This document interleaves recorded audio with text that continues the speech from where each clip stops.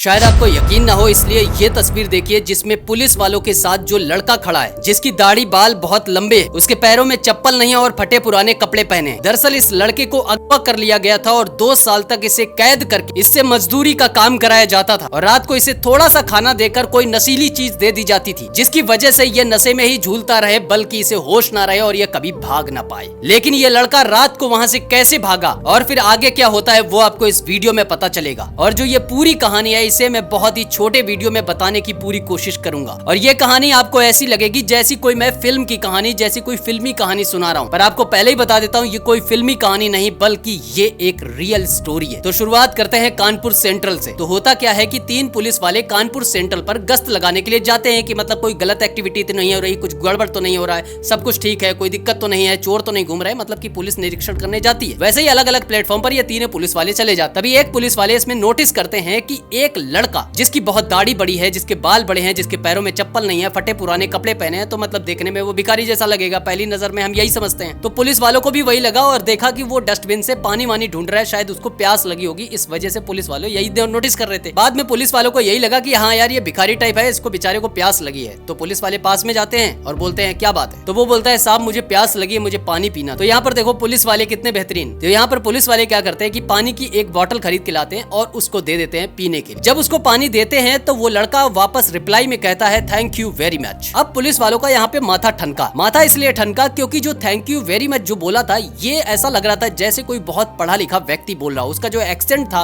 वो एक पढ़े लिखे आदमी जैसा था, मतलब नॉर्मली ऐसा नहीं था। तो पुलिस वालों को इस लड़के पे डाउट हुआ तो इसको लेकर अपने आरपीएफ के जो कैबिन होता है उसमें ले आए और इससे पूछताछ करनी शुरू कर दी। जब इससे पूछा कि तुम कौन हो तो इसने बताया कि मेरा नाम महावीर सिंह है, मैं यहीं पास औरैया जो जिला है उसके पास में जो बिधुना जगह है उसी का रहने वाला हूँ। अब ये लड़का अपनी पूरी कहानी बताता। तो हुआ क्या था, शायद अगर मैं गलती नहीं कर रहा हूँ तो 26 जून साल 2022 की बात है, जब ये लड़का एटीएम से पैसे निकालने के लिए जाता है। सारे एटीएम में इसको पैसे नहीं मिल पाते हैं, मतलब किसी न किसी टेक्निकल प्रॉब्लम की वजह से पैसे नहीं निकाल पाता है। तो ये लड़का वहाँ से 8 किलोमीटर दूर विधुना चला जाता है बस में और वहाँ इसका कोई दोस्त बैंक में रहता है, तो वहाँ से ये पैसे वैसे निकाल के रोड साइड खड़ा हुआ था कि कोई गाड़ी आए तो मैं बैठूं और वापस घर चला जाऊं। तभी क्या होता है एक गाड़ी आती है तो इस लड़के को यही लगा होगा कि हाँ हो सकता है कोई एड्रेस वगैरह पूछे, पर जैसे ही गाड़ी रुकी है दरवाजा खुला, इस लड़के को खींचकर उस गाड़ी के अंदर डाल लिया और फिर कुछ ऐसा सुंगा दिया कि इस लड़के को कुछ भी याद ही नहीं रहा। और जब इस लड़के की आंखें खुली तो चारों तरफ अंधेरा था और एक छोटे से टॉयलेट में ये लड़का बंद था, जहाँ पर इसे पीटा जा रहा था, इसे नशा दिया जा रहा था, मतलब बहुत ज्यादा प्रताड़ित किया जा रहा था। और वो लोग कोई हिंदी भाषा नहीं बोल रहे थे, इंग्लिश नहीं बोल रहे थे, बल्कि वो एक तरीके की दूसरी लैंग्वेज बोल रहे थे जो इस लड़के को भी समझ में नहीं आ रही। अब इस लड़के के साथ जो होता है वो मैं आपको बहुत शॉर्ट में बताता हूँ, नहीं तो ये वीडियो बहुत लंबा हो जाएगा। इस लड़के से क्या किया जाता है कि इस लड़के को सुबह एक गाड़ी में डाला जाता है, फिर एक कंस्ट्रक्शन साइट पे लिया जाता है, वहाँ पे इस लड़के से काम कराया जाता है, वापस गाड़ी में बिठा, अच्छा वहाँ पे पूरी चाक चौबंदी होती है, मतलब निगरानी रखी जाती है कोई भाग न जाए वहाँ से, और वापस लाकर मतलब वही एक पिंजरा समझ लो या वही एक छोटी सी जगह समझ लो जहाँ पर इसको डाल दिया जाता है। और वहाँ पर कई और लोग भी थे और रात को थोड़ा मोड़ा खाना दे दिया जाता है और नशा दे दिया जाता है जिसमें ये झूमते रहते हैं और नशे की वजह से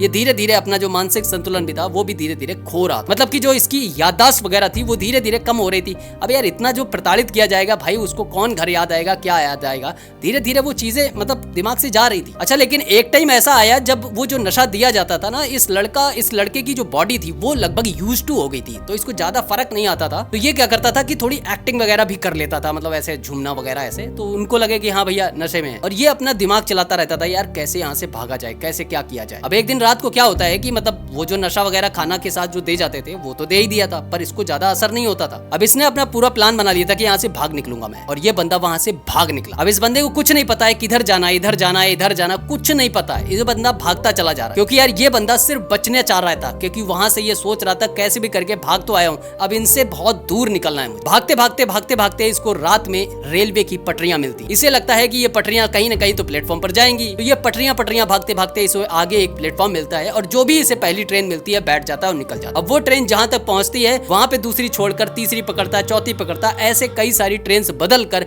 ये बिहार के दरभंगा में पहुंचता है। और जब ये दरभंगा पहुंचता है तो इसे पता चलता है कि मैं दरभंगा में हूँ। तो दरभंगा मतलब सुना सुना सा लगता है, यूपी वाले मोस्टली सभी जानते हैं दरभंगा, तो इसको लगता है कि अभी मैं अपने घर से लगभग पास में हूँ। तो ये किसी से पूछता है, तो अब ये पूछता है कि मुझे कानपुर सेंट्रल जाना है तो मैं कैसे जाऊँ, तो इसे बताया जाता है कि यहाँ से ट्रेन मिलेगी, ऐसे ये ट्रेन पकड़ता है और ट्रेन से ये बंदा कानपुर सेंट्रल आता है। अब देखो इस बंदे के पास कोई पैसे नहीं थे, देखने में हुलिया जो था वो लगभग मोस्टली हर आदमी यही समझता है कि यार भिखारी है, तो कुछ पैसे दे देता था, कुछ खाने को दे देता था, बेचारा उसी से गुजारा कर रहा था और ये कानपुर सेंटर तक पहुंच गया। और बाकी जो मैंने अभी आपको कहानी बताई ना पुलिस वालों की, फिर पुलिस वाले मिलते हैं और ये सारी पूरी कहानी होती है। अब पुलिस वाले जब इससे पूछताछ कर रहे थे तो पुलिस वाले इससे पूछते हैं कि तुम्हें किसी का मोबाइल नंबर वगैरह याद है अपने घर वालों का, तो बताओ फिर फोन किया जाए। तो इस बंदे को ज्यादा कुछ याद नहीं था, तो ये बोलता है कि मेरे एक चाचा का लड़का है, शायद मैं अगर करेक्ट हूँ तो रविंदर नाम के, तो उनका मोबाइल नंबर इसको याद था। पुलिस फोन करती है रविंदर को, बोलती है रविंदर बोल रहे हो? बोले हाँ। बोले महावीर को जानते हो? बोले हाँ, वो मेरे भाई थे, वो अभी नहीं है, उनके साथ ऐसा हो गया। नहीं, वो मेरे सामने बैठे हैं, पुलिस वालों ने ऐसा बोला। पर रविंदर जो थे वो यकीन नहीं करे, बोले नहीं उसके साथ ऐसा हो गया सर, आप तो गलत बोल रहे हैं। बोले मैं पुलिस वाला बोल रहा हूँ। अच्छा चलो ठीक है, वीडियो कॉल करते हैं। तब जब रविंदर जी ने अपने भाई मतलब महावीर सिंह से जब बात करी, और जब बात करके उनको लगा कि यार ये तो वही है यार, अपना भाई है यार, दाढ़ी बाल हटा दो तो मतलब वैसे ही लगेंगे। अब सभी लोग अपना काम धाम छोड़कर सीधे कानपुर पहुंचे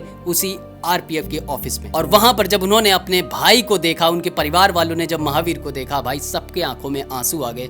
खुशी भी थी उनको कि यार उनका भाई मिल गया या उनका बेटा मिल गया। सबने गले लगाया और फिर पुलिस वालों ने महावीर को उनके घर वालों को सुपुर्द कर दिया और वो लेकर वहां से चले गए। तो देखो यार कितनी बड़ी मिस्ट्री पुलिस वालों ने एक पानी की बोतल देकर सॉल्व कर दी। और उस बंदे ने जो थैंक यू बोला वो पुलिस वालों को क्लिक किया और पुलिस वालों ने पूरी इन्वेस्टिगेशन करी। तो देखो पूरा खेल कर दिया। आपने हमेशा कुछ ऐसी कहानियां सुनी होंगी जहाँ पे पुलिस वालों को हमेशा उल्टा सीधा दिखाया जाता है, पर यार यहाँ पर देखो ये पुलिस वालों ने क्या गजब काम किया। और ऐसे पुलिस वालों के लिए मेरी तरफ से तो भाई सैल्यूट है। आप क्या कहना चाहोगे हमें कमेंट सेक्शन में जरूर बताएं। और उस लड़के के लिए क्या कहोगे जो अपने घर पर वापस पहुंच गया, जो बेचारा 2 साल तक इतनी बुरी जगह से वापस लौट कर। अब आपको ये कहानी पसंद आई है तो इस कहानी को जितना हो सके उतना शेयर करो ताकि सबको पता चले। और अभी तक आपने वीडियो को लाइक नहीं किया तो एक लाइक जरूर ठोकना। और मैं मिलता हूँ आपको एक नई कहानी के साथ।